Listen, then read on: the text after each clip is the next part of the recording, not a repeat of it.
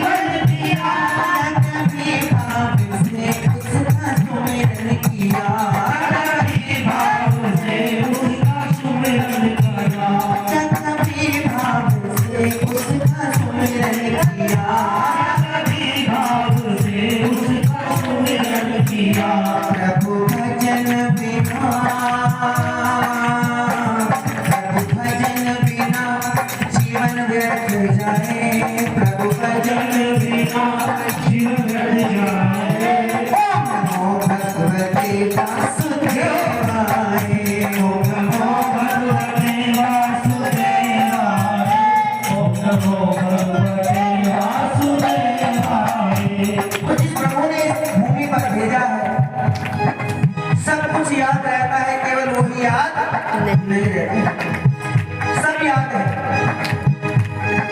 सिर्फ मंदिर जाने का ही समय नहीं रहता, भगवान का भजन करने का ही समय नहीं रहता, बाकी सब कुछ याद रहता है। और कहते हैं कि जब बचपन होता है, बच्चों को ज्यादा पता नहीं होता है, तो बच्चे क्या करते हैं, खेलते हैं, खाते हैं या सोते हैं, इतना ही बच्चों को मालूम होता है। खेलने और खाने में बचपन निकल जाता है, जवानी आती है तो ना चाहते हुए भी जो विषय खेलने खाने में भी बचपन तेरा, खेलने खाने में भी बचपन तेरा, खेलने खाने में भी बचपन तेरा, खेलने खाने में भी बचपन तेरा।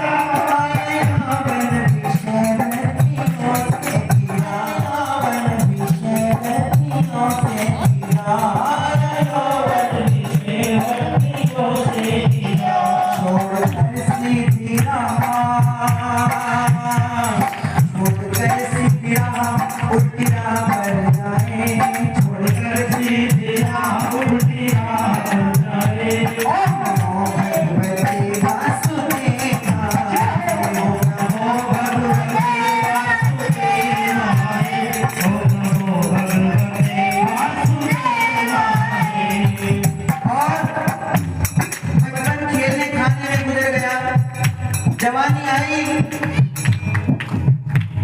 विषय वासनाएं अपने ओर आकर्षित करने लगी, नौकरी व्यवसाय विवाह में मेरे समय है वो भी निकल समय। आज जैसे साल के महीने के दिन के घंटे मिनट सेकंड के हम हो चुके हैं, उतना जीवन होती आयु हमारे जीवन से निकल। तो जैसे जैसे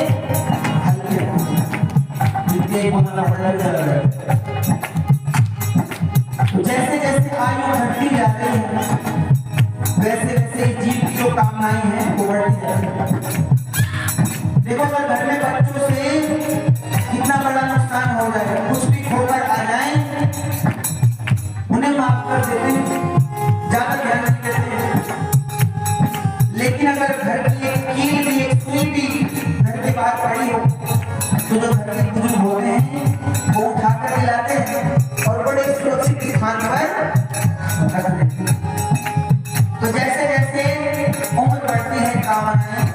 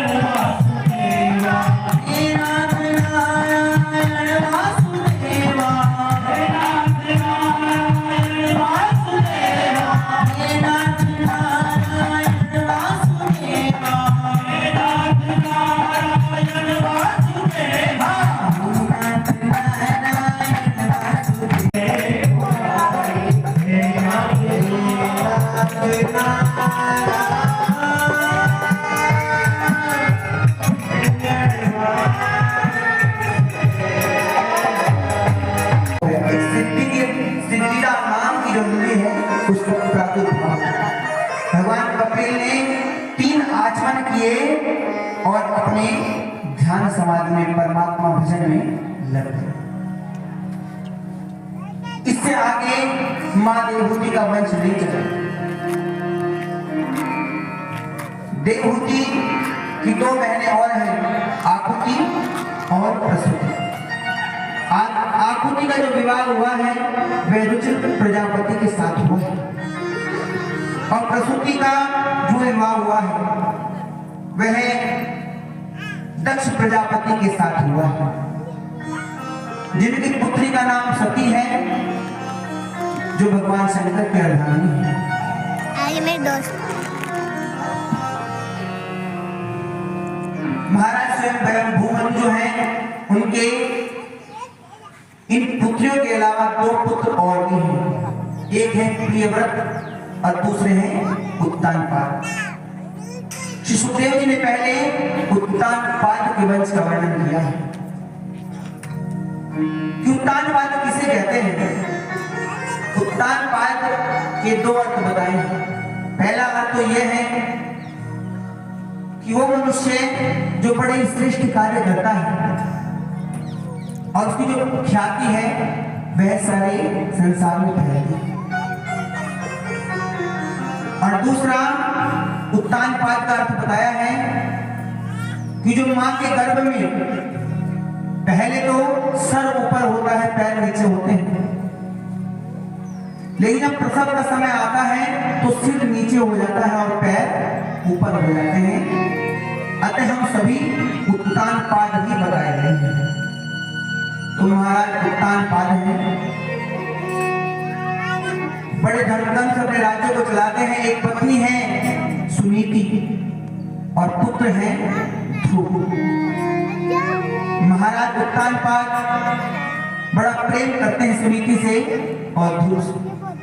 एक बार वन में शिकार खेलने के लिए गए और खेलते खेलते दूसरे राजा के राज्य में निकल गए।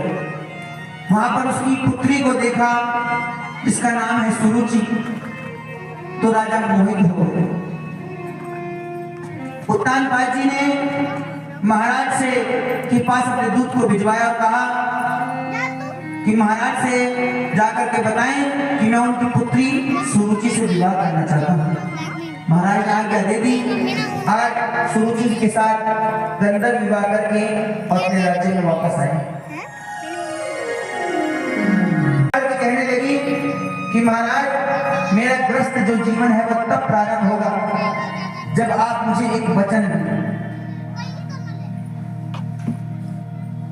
मेरा वचन यह है, मेरा वरदान यह है कि कहा जाता है कि राजा का जो बड़ा पुत्र है वह सिंहासन पर बैठता है, वही राजगद्दी का अधिकारी होता है। तो मुझे आपसे यही वचन चाहिए कि मेरे गर्भ से जो पुत्र होगा वही इस राजगद्दी पर विराजमान। आज महाराज उत्तानपाद ने ये वचन प्रदान कर दिया।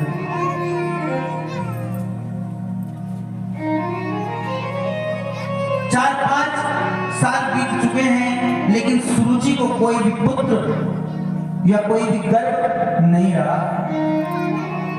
सुनीति महल से दूर रहती है, संतों की सेवा करती है, बड़ी धार्मिक प्रवृत्ति की है। साथ में ध्रुव जी को अपने साथ ले जाती है, सत्संग में बैठती हैं, भजन कीर्तन करते हैं, संतों की सेवा करती है। एक बार संतों ने प्रसन्न होकर के कहा कि पुत्री जो की इच्छा हो वो हमसे मांग, हम तुम्हें वही आशीर्वाद देंगे। तो सुनीति ने कहा कि भगवान का भजन मैं करती रहती हूँ, इसके अलावा मुझे कुछ नहीं चाहिए। अगर मुझे कुछ देना ही चाहते हैं तो बस एक काम करें कि मेरी जो सौत है सुरुचि उसको भी एक पुत्र प्राप्त हो जाए। आज संतों का जो हृदय है विलीन होने लगा।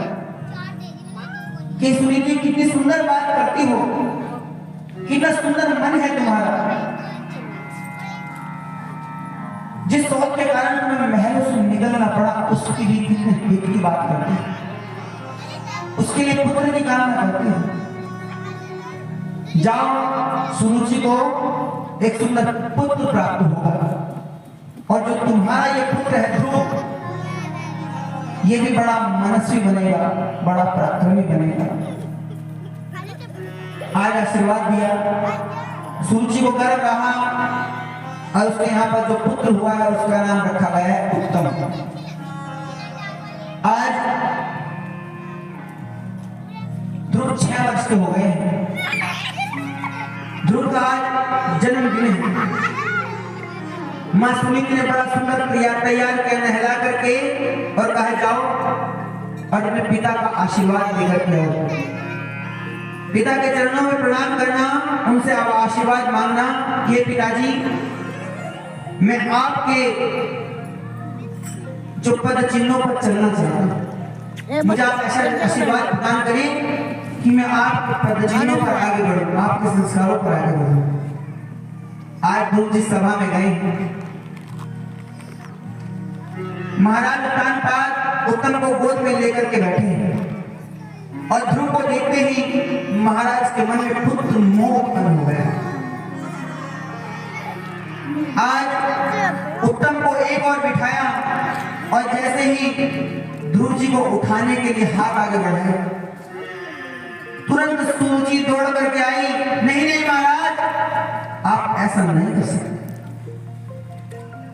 आपने मुझे वचन दिया है इस राजगद्दी पर केवल मेरा ही पुत्र आसीन हो सकता है।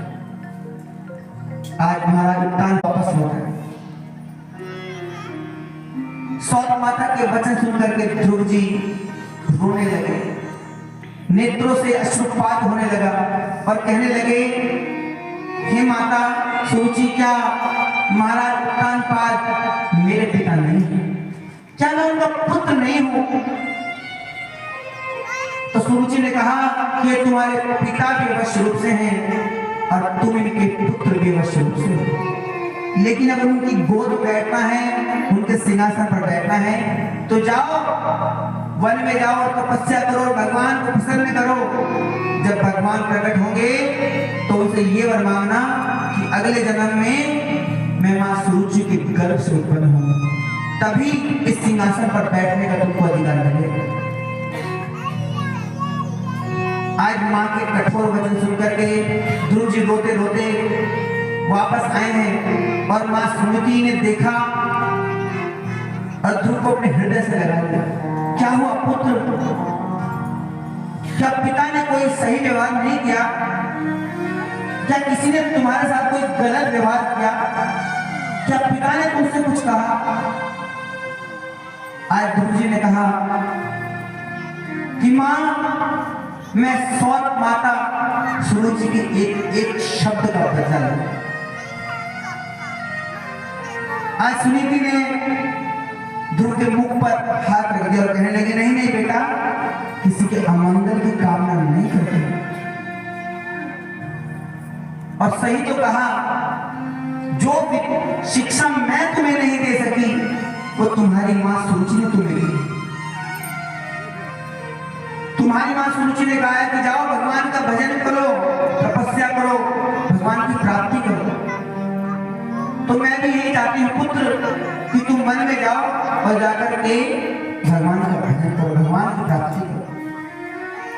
आज ध्रुव जी ने मां की ओर देखा और रोते रोते कहने लगे कि मां, क्या तुम भी मुझे वन में भेजना चाहती हो? आज मां ने कहा, हाँ मैं भी चाहती हूं कि तुम जाकर के भगवान को प्राप्त करो। आज ध्रुव जी ने कहा, लेकिन मैं भगवान को ढूंढूंगा कहां?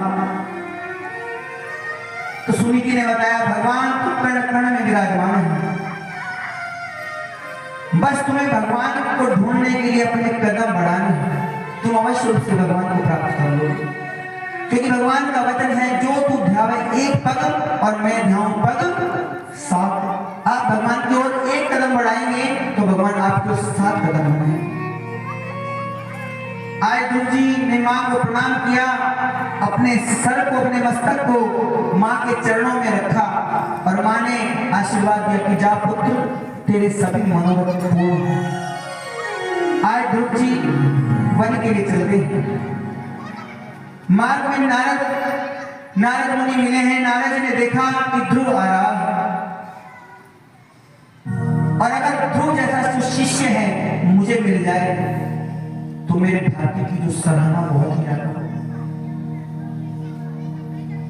क्योंकि कहते हैं भगवान जिसको मिले हैं उससे पहले उसको नारद जी अवश्य रूप से मिले, और जिसको नारद जी मिल गए हैं उसको अवश्य रूप से भगवान की प्राप्ति हुई। आज नारद जी ने कहा कि बेटा तुम कौन हो, कहां से आ रहे हो, कहां जा रहे हो? ध्रुव जी ने बताया कि मैं महाराज उत्तानपाद का, अश्वनीति का पुत्र, ध्रुव मेरा नाम। बेटा कहां जा रहे हो? मैं वन में जा रहा हूं भगवान की प्राप्ति करने के लिए। नारद ने कहा ध्रुव, अरे बेटा वन में भगवान थोड़ी ना रहते हैं, वन में तो शेर, चीता, भालू रहते हैं, पर शेर रहता है और तुझे देख करके गया तो नाश्ता कर जाएगा। आज ध्रुव जी ने हाथ जोड़े, नारद जी को प्रणाम किया। नारद जी ने देखा कि प्रणाम करता है अर्थात पहली सीढ़ी मजबूत। हाथ जोड़कर कहने लगे कि सिया राम में सब जग जाने, और करम प्रणाम जोर जीवान।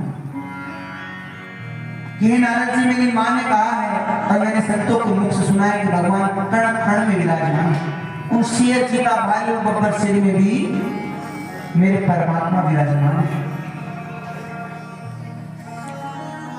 आज नारद जी प्रसन्न हो गए,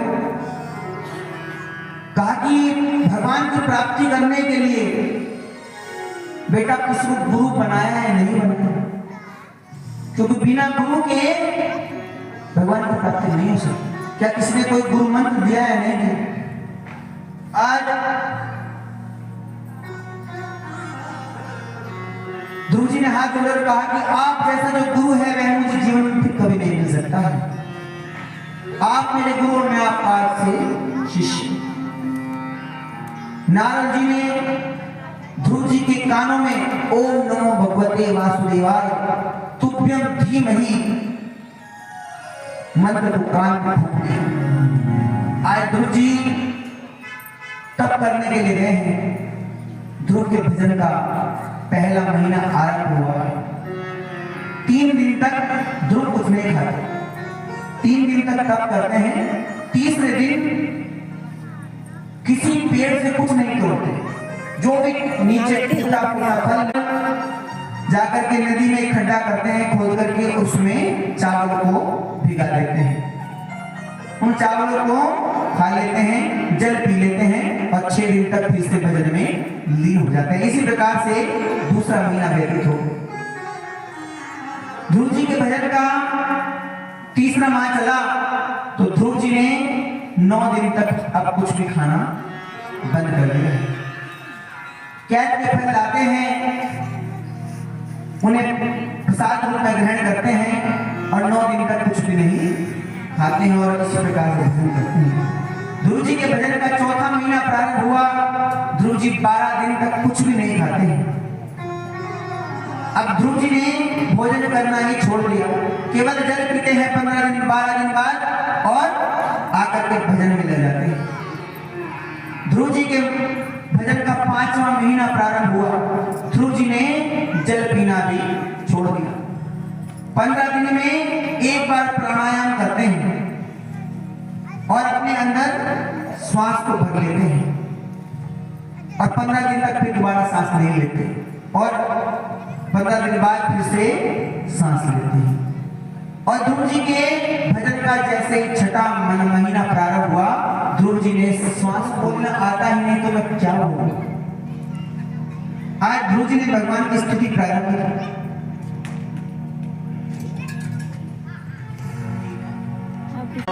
जगत के रंग क्या देखूं,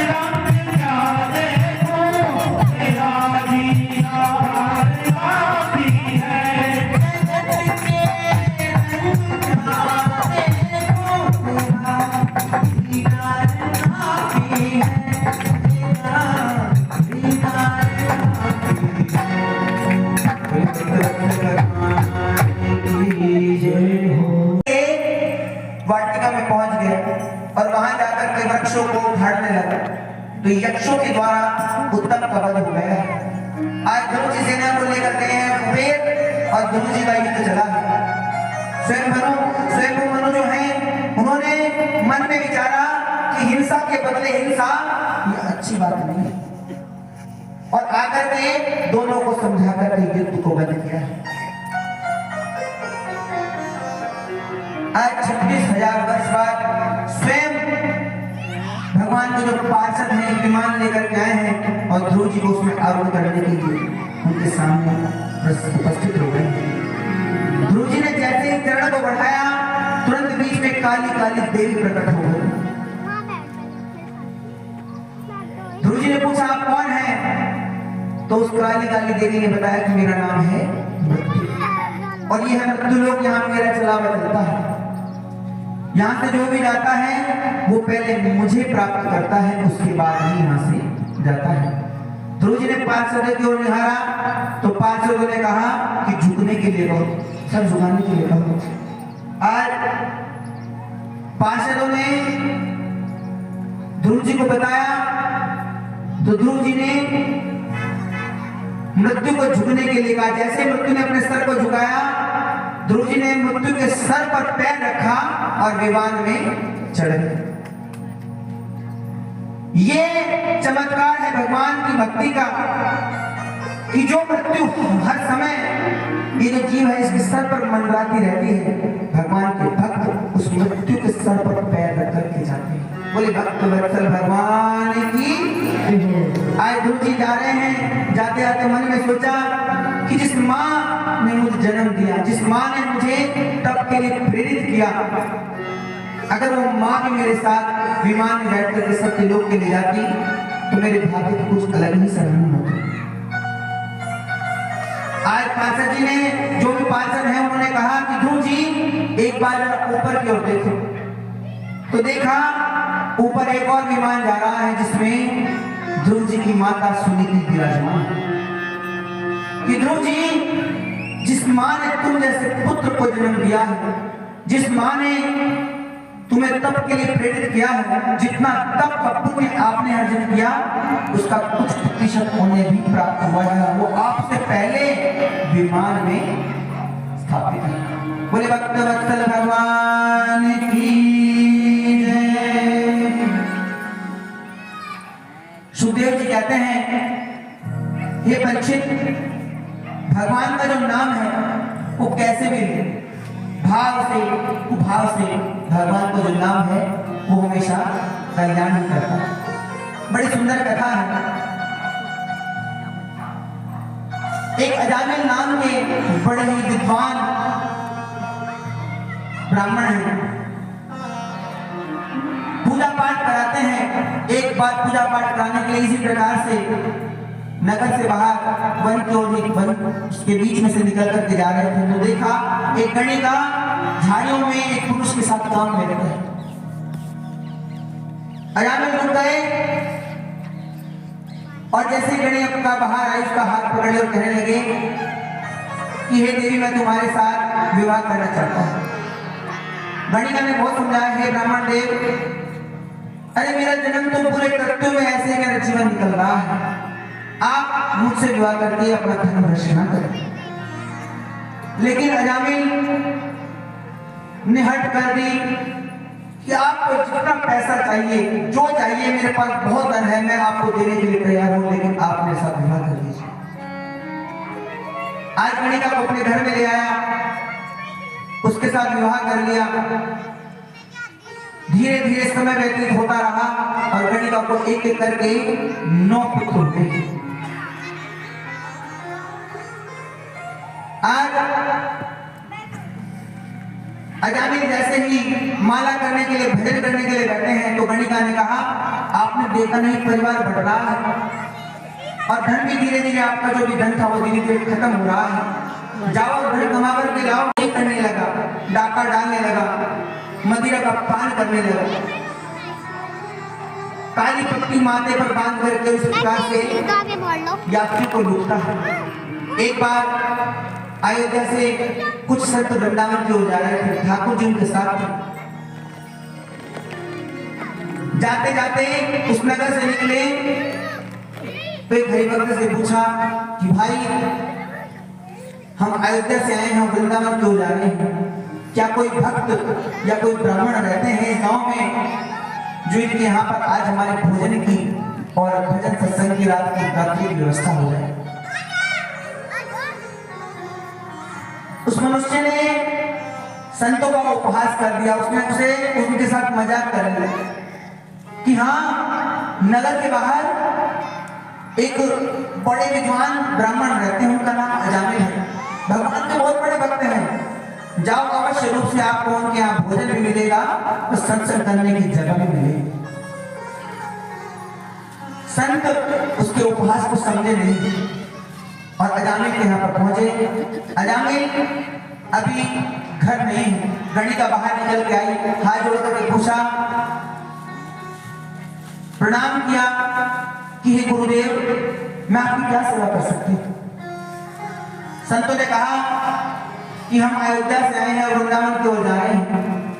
नगर में पता किया तो आपके बारे में पता चला कि अजामिल जी बड़े भक्त हैं, बड़े विद्वान ब्राह्मण हैं। अगर हम कुछ संतों की भोजन की व्यवस्था हो जाए और हम यहीं पर बैठ करके कीर्तन करेंगे रात्रि में। तो गणिका ने हाथ जोड़कर कहा, गुरुदेव, मेरे जो स्वामी है कभी भक्त हुआ करते थे, कोई ब्राह्मण हुआ करते थे, लेकिन अब तो वो चोर बन चुके हैं, डाकू बन चुके हैं, और मैं भी इस स्थिति में नहीं हूं कि मैं आपके लिए भोजन बना सकूं, लेकिन आपको मैं सामग्री दे सकती हूं, आप स्वयं भोजन प्राप्त करें। संतों ने कहा कि हम गलत जगह आ गए हैं। तो संतों के महंत ने कहा कि गलत को ठीक करना ही तो संतों का कार्य है। बेटी तुम सामग्री दे दो, हम इसी से भोग बना लेंगे, और अगर हम यहाँ पर कीर्तन कर ले रात्रि में तो तुम्हें कोई आपत्ति तो नहीं, आप अवश्य रूप से कीर्तन करें।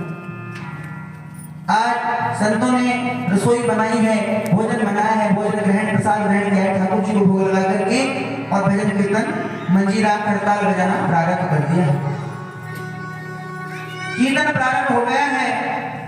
रात्रि का जैसे समय हुआ, अजामिल आया है, मदिरा पान की हुई है, मस्तक पर काली पट्टी बंधी हुई है, आकर के संतों को के साथ दुर्व्यवहार करने लगा, कटु वचन बोलने लगा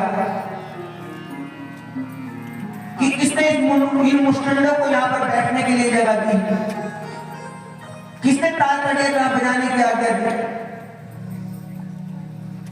आज संतों ने सुना लेकिन वो कुछ बोले नहीं, वो अपने कीर्तन में मग्न लगे। गणिका दौड़ी दौड़ी आई है, हाथ पकड़ करके और अजामिल को घर के अंदर ले गई। अजामिल जो है अपनी पत्नी से थोड़ा भय रखता, अंदर ले गई है। सवेरे संतों ने गणिका से कहा कि पुत्री जाओ, अजामिल को बुला कर लाओ। अजामिल को लेकर के आई है। आज संतों ने मुस्कुराते हुए कहा कि अजामिल, हम संतों ने ब्राह्मणों ने आपके यहाँ पर भोजन किया है, और जब संत ब्राह्मण हमारे घर पर भोजन करते हैं तो उन्हें कुछ ना कुछ दक्षिणा अवश्य रूप से प्रदान की जाती है। तो अजामिल ने कहा कि ये बाबा जी, आप भी क्या भूतों से खुद मांगते हैं? अरे इस बात का शुक्र बनाओ कि मैंने आपका ये जो लोटा लंगोटा है ये आपको छुड़वाना है नहीं, और आप हमसे ही दक्षिणा मांग रहे हो। महंत जी मुस्कुराया, कहने लगे, अजामिल, हमें तुमसे कोई रुपया पैसा नहीं चाहिए, बस हमें एक वचन दो कि इस गणिका के द्वारा तुम्हारे कितने पुत्र हैं? कि 9 पुत्र हैं और 10वां होने वाला है। तो एक काम करना, हमारा आशीर्वाद है 10वां पुत्र ही होगा, बस उस पुत्र का नाम नारायण रखेगा। आज समय आगे की ओर बढ़ा है, फिर से पुत्र हुआ है। गणिका ने याद दिलाया कि संतों ने कहा था इस पुत्र का नाम नारायण रखना है। अजामिल ने कहा कोई बड़ी बात नहीं है, और नारायण नाम रख दिया। इस नारायण पुत्र से इतना प्रेम हो गया, इतना लगाव हो गया है कि हर समय मुख पर नारायण नारायण चलता रहता है। बेटा नारायण यहाँ आओ, बेटा नारायण वहां चलो, बेटा नारायण ये करो, बेटा नारायण वो करो। कहीं भी जाता बेटे नारायण अपने साथ लेकर के जाता। बड़ा प्रेम हो गया है। आज अजामिल बहुत ज्यादा बीमार हो गया है, बहुत ज्यादा अस्वस्थ हो गया है। सामने यमदूत खड़े हो गए उसके प्राणों को हरने के लिए, तो देख करके भयभीत हो गया और कहने लगा, बेटा नारायण बचाओ, बेटा नारायण बचाओ, बेटा नारायण बचाओ। पार्षद तुरंत भगवान के जो पार्षद है प्रकट हो गए और यमदूतों को अजामिल को ले जाने से रोक दिया।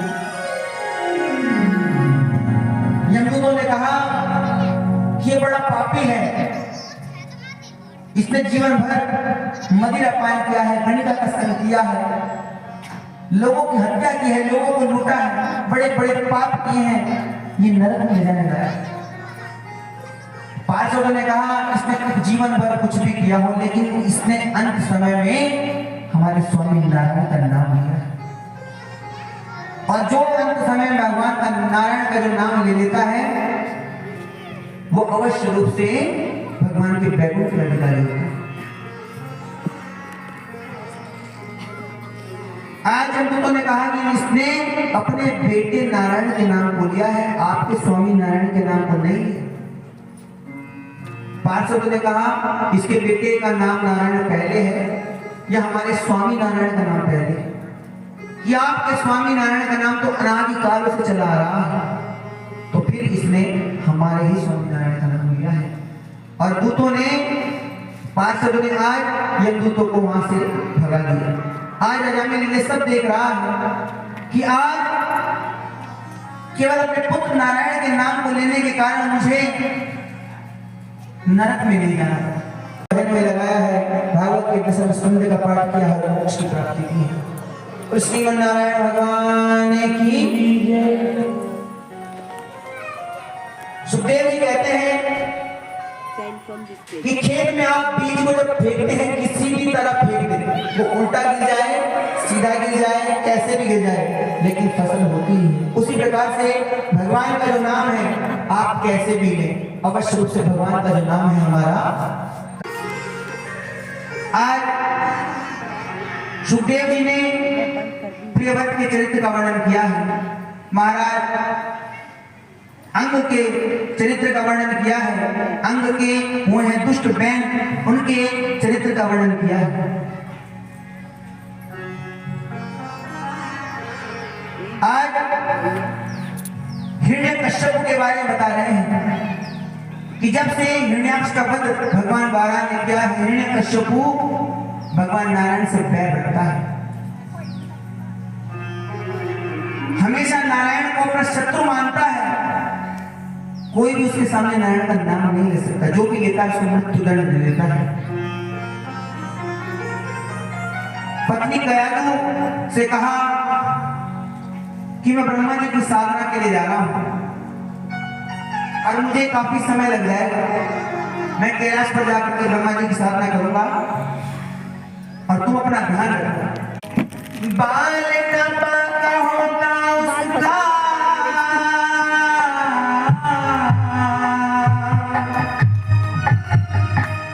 बाल न पाका होता उसका, जिसका रक्षक दया निधान।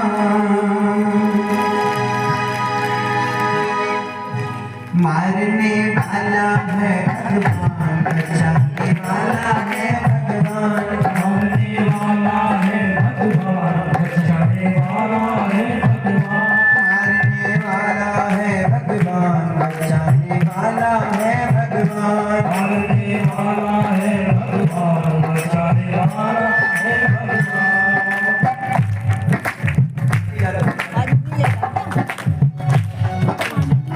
मारने वाला है भगवान, बचाने वाला है भगवान।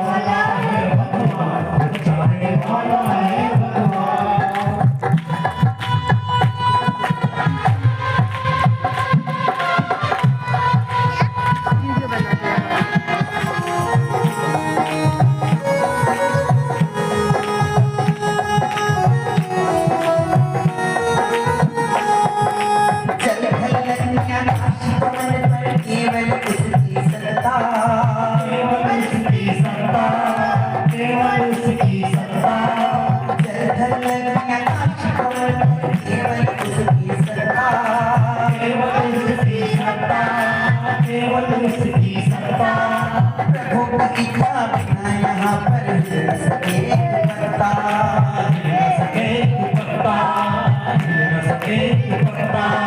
उसी के सोचा यहाँ पे होता, उसी का सोचा यहाँ पे होता, उसकी शक्तिमान हमारे में अल्लाह है भगवान, बचाने वाला है भगवान, मारने वाला है भगवान, बचाने वाला है भगवान।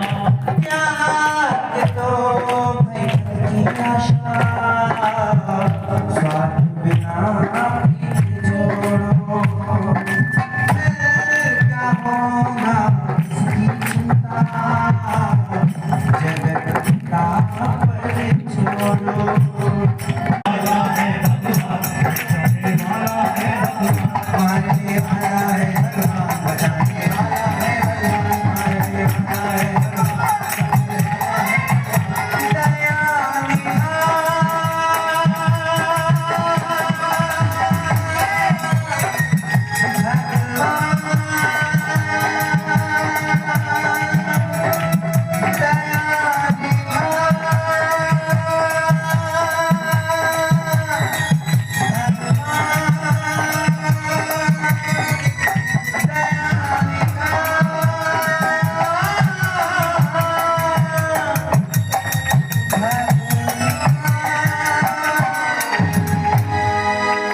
भक्तवत्सल भगवान की।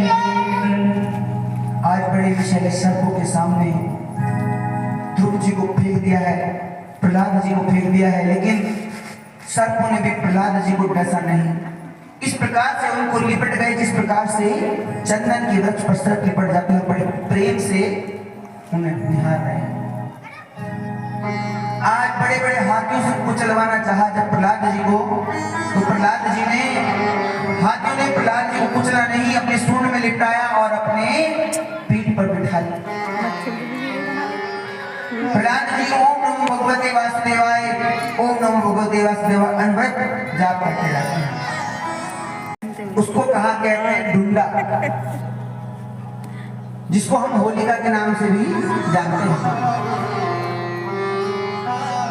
हिरण्यकश्यप को दुखी देखा तो होलिका आई और कहने लगी कि भैया आप क्यों चिंता करते हैं, तुमने बड़े बड़े मनोरथ करके देख लिए, अब एक मौका आप मुझे दे दो। मुझे ब्रह्मा जी के द्वारा एक चादर प्राप्त है और उसको ओढ़ करके मैं अग्नि में जल नहीं सकती हूँ। तुम अग्नि के लिए लकड़ियां इकट्ठी करवाओ, बड़े बड़े लकड़ों पर बहुत बड़ी चिता बनाओ, मैं उस पर प्रहलाद को अपनी गोद में लेकर के बैठा हूँ। मैं तो चादर के द्वारा बच जाऊंगी और वो जल करके राख हो जाए। मैं उसको कस के पकड़ करके बैठूंगी ताकि वह वहां से हिल ना पाए। आज बड़े बड़े लकड़ लाए गए, बहुत बड़ा ऊंचा ढेर लगाया गया। होलिका बैठ गई है प्रहलाद जी को लेकर के। अग्नि को प्रज्वलित कर दिया गया, अग्नि ने विकराल रूप धारण कर लिया। जोर जोर से हवाएं चलने लगी, बिजली कड़कने लगी और पीछे से हवा का इतना जोर से झोंका आया कि जो चादर है वह पीछे से उड़ करके और ध्रुव जी के ऊपर, प्रहलाद जी के ऊपर गिर गई और होलिका पीछे से जल करके भस्म हो गई। बोले भक्तवत्सल भगवान की जय।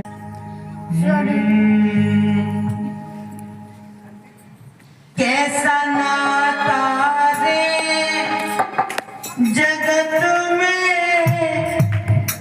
कैसा नाता रे, मन भूला भूला फिरे जगत में, कैसा नाता रे,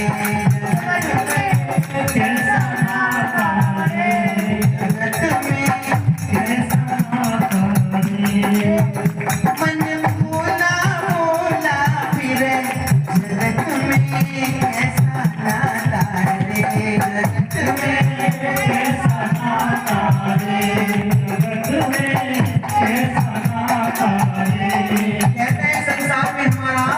कोई नहीं है। जिन बीवी को बच्चों को हम अपना मानते हैं, सब भाई बहन सब इस स्वार्थ से हमारे साथ जुड़े हुए हैं। कहते हैं किस प्रकार से किस प्रकार से अपने साथ हमें संबंध बनाते हैं और किस प्रकार से हमसे अपना प्रेम जगाते हैं। माता कहे ये पुत्र हमारा, बहन कहे वीर मेरा। माता कहे ये पुत्र हमारा, बहन कहे वीर मेरा। माता कहे ये पुत्र हमारा, बहन कहे वीर मेरा। माता कहे ये पुत्र हमारा, बहन कहे वीर मेरा। भाई कहे ये भुजा हमारी, भाई कहे ये भुजा हमारी। नारी नहीं डर मेरा, जगत में कैसा नाता रे, जगत में कैसा नाता रे, जगत में कैसा नाता रे, जगत में कैसा नाता रे। इस प्रकार से अपने बंधनों में हम मानते हैं। माता कहती है मेरा पुत्र है, भाई कहता है मेरा भाई है, इसके कारण ही मैं बलशाली हूँ। बहन कहती है ये मेरा वीर है, और नारी कहती है मेरा। और जिस दिन हमारी मृत्यु होती है, सब रोते हैं, लेकिन वो हमारे लिए नहीं रोते हैं। इसलिए रोते हैं जिस स्वार्थ की पूर्ति हम कर रहे थे, उस स्वार्थ के लिए रोते हैं। पीठ पकड़ कर माता रोवे, कहाँ पकड़ के भाई। पीठ पकड़ कर माता रोवे, कहाँ पकड़ कर भाई। पीठ पकड़ के माता रोवे, कहाँ पकड़ के भाई। पीठ पकड़ कर माता रोवे, कहाँ पकड़ कर भाई। और लपट झपट के तिरिया रोवे, लपट झपट के तिरिया रोवे। हंस अकेला जाए, जगत में कैसा नाता रे, जगत में कैसा नाता रे। मन फूला फूला फिरे, जगत में कैसा नाता रे, कैसा नाता रे। अपने स्वार्थ के लिए रोते हैं। जब उस स्वार्थ की पूर्ति कहीं और से होने लग जाती है, या उस स्वार्थ के बिना जीने की आदत पड़ जाती है, तो धीरे धीरे हमें भूलने लगते हैं। कहते हैं कौन कितने दिनों तक हमारे लिए रोता है। जब तक जीवे माता रोवे, बहन रोवे 10 मासा। जब तक जीवे माता रोवे, बहन रोवे 10 मासा। जब तक जीवे माता रोवे, बहन रोवे 10 मासा। जब तक जीवे माता रोवे, बहन रोवे 10 मासा। और 13 दिन तक तिरिया रोवे, 13 दिन तक तिरिया रोवे, 13 दिन तक तिरिया रोवे। तेरे करे घर बसा, जगत में कैसा नाता रे, जगत में कैसा नाता रे। मन बोला बोला फिरे, जगत में कैसा नाता रे। सकता है तो इस संसार में हमारा कोई नहीं, सब स्वार्थ के लिए जुड़े हुए हैं। अगर जितना समय मैंने अपने परिवार वालों के लिए खर्च किया, उतना समय भगवान के लिए खर्च करता, तो अवश्य रूप से भगवान मुझे बचाने के लिए, मेरी सहायता के लिए अवश्य रूप से आते। आज मन में वैराग्य उत्पन्न हो गया। गजराज ने आज भगवान का नाम लेने के लिए गोविंद कहा, गो कहा, विंद पूरा नहीं कह सका, वो सिर्फ गो कह पाया। इतने में भगवान ने गरुड़ को भी छोड़ दिया और आए हैं और चक्र से ग्राह का सर अलग कर दिया है। आज भगवान ने गजराज को तो अवश्य रूप से बचाया है, साथ में ग्रह को भी उतार दिया है। क्यों?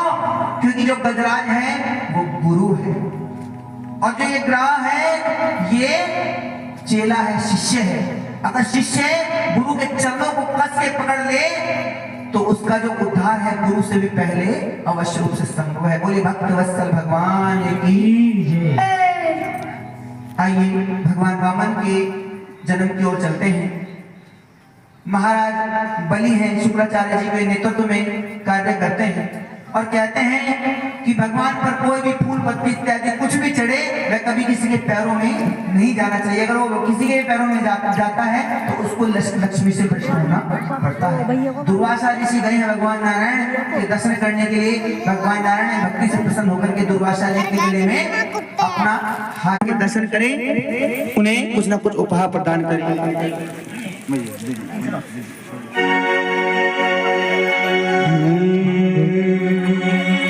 तेरे द्वार खड़ा भगवान भगत भर दे रे झोली, भगत भर दे रे झोली, भगत भर दे रे झोली, भगत भर दे रे झोली।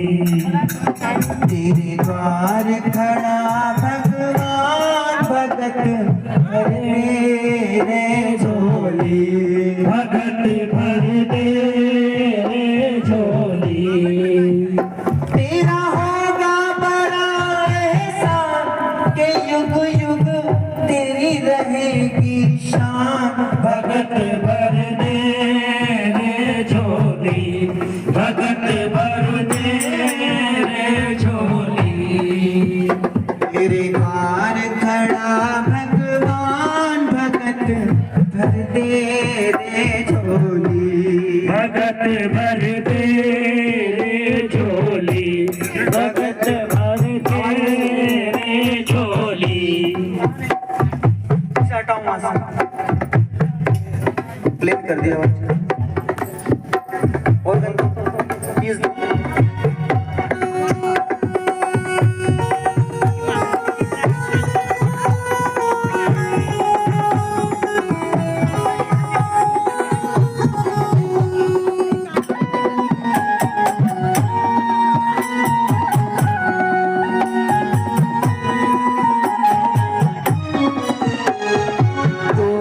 उठी है सारी धरती देख रे, डोला गगन है सारा। ओ डोल उठी है सारी धरती देख ले, डोला गगन है सारा। डोल उठी है सारी धरती देख रे, डोला गगन है सारा। ओ डोल उठी है सारी धरती देख ले, डोला गगन है सारा। भीख मांगने आया तेरे दर, जगत का पालन हारा रे, जगत का पालनहारा। मैं आज तेरा मेहमान, के कर ले मुझसे जरा पहचान। भगत भर दे रे झोली, भगत भर दे रे झोली। तेरे द्वार खड़ा भगवान भगत भर दे रे झोली, भगत भर दे रे झोली, भगत भर दे रे झोली। बोले वामन देव भगवान की जय हो।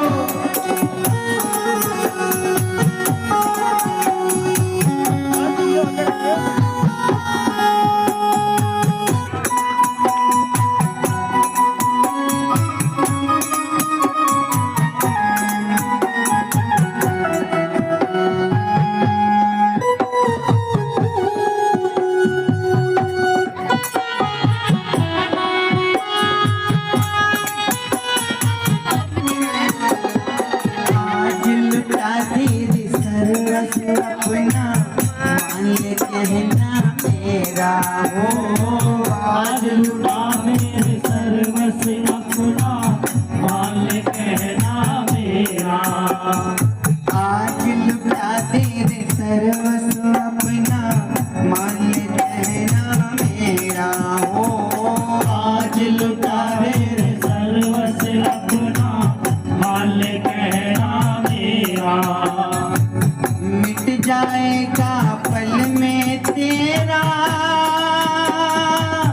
जन्म मरण का फेरा रे, जन्म मरण का फेरा रे। तू छोड़ सकल अभिमान, तू अपना काम भगत भर दे रे झोली, भगत भर दे रे झोली, तेरे द्वार दे रे झोली, भगत भर दे रे झोली। अच्छा, किस किस को खुशी है भगवान वामन के जन्मोत्सव की?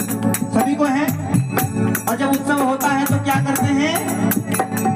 आइए थोड़ी सी हाजी लगाएंगे। कल ठाकुर जी का जन्मोत्सव है तो थोड़ी सी हाजी लगाते हैं और नाश्ते गाते हुए जाएंगे। हरि वामन करो बजाए, रथकली को चलने आए। जय हो। रूप बनाए, रजवाड़ी को चलने आए। ओ हरि वामन करो बनाए, रथकली को चलने आए। जय हो। बाबर का रूप बनाए, रजवाड़ी को चलने आए। और इनके नन्हे नन्हे हाथ, इनके नन्हे नन्हे पाँव, इनके नन्हे नन्हे हाथ, इनके नन्हे नन्हे पाँव, हाथों में चतर उठाए, रथकली को चलने आए। जय हो। रूप बनाए, रजवाड़ी को चलने आए। वामना वामना वामना वामना, भावना भावना भावना भावना। भाई दोनों रे। ओ वामन तेरे ही सहारे मेरा परिवार है, बाबा तेरे ही सहारे मेरा परिवार है। वामन तेरे ही सहारे मेरा परिवार है, बाबा तेरे ही सहारे मेरा परिवार है। बेसहारों का सहारा तेरा दरबार है, बेसहारों का सहारा तेरा दरबार है। ओ वामन तेरे ही सहारे मेरा परिवार है, बाबा तेरे ही सहारे मेरा परिवार है। वामना वामना वामना वामना भावना भावना भावना भावना। श्री वामन प्रभु की देख छटा, देख छटा, मेरे मेरा मन रह गई लटा पटा। मेरा मन रह गई लटा पटा। कब से खोजूं वामन प्रभु को, कब से खोजूं पावन प्रभु को। पवनधारी को, छत्रधारी को, वामनधारी कोई हटा दे उसको पटा, उसको पटा। मेरो मन रह गई लटा पटा, मेरो मन रह गयो लटा पटा। ओ मैनू नचना भावने के नाल, आज मैनू नच लैण दे, नचना देना आज मैनू नच लैण दे। नच लैण दे नी मैनू नच लैण दे, नच लैण दे नी मैनू नच लैण दे। ओ मैनू नचना भावने के नाल, आज मैनू नच लैण दे, मैनू नचना भावन देना आज मैनू नच लैण दे। दीवाने बन जाऊंगी, मस्ताने बन जाऊंगी, दीवाने बन जाऊंगी, मस्तानी बन जाऊंगी। वामन की दीवानी बन जाऊंगी मैं, पावन की दीवानी बन जाऊंगी। वामन की दीवानी बन जाऊंगी मैं, पावन की दीवानी बन आई तो ना जाऊंगी। ले राधे राधे राधे राधे राधे राधे राधे राधे ओ राधे राधे राधे राधे राधे राधे राधे राधे राधे राधे राधे राधे राधे राधे राधे राधे। जय जय श्री राधे, राधे राधे राधे जय जय श्री राधे श्याम। 2 मिनट की सूचना है, ध्यानपूर्वक सभी श्रवण करेंगे। कल हम सभी वक्त मिलकर के, जैसे आज वामन उत्सव मनाया है, वामन जी का जन्मोत्सव मनाया है, कल हम सभी वक्त मिलकर के 2 उत्सवों का आनंद लेंगे।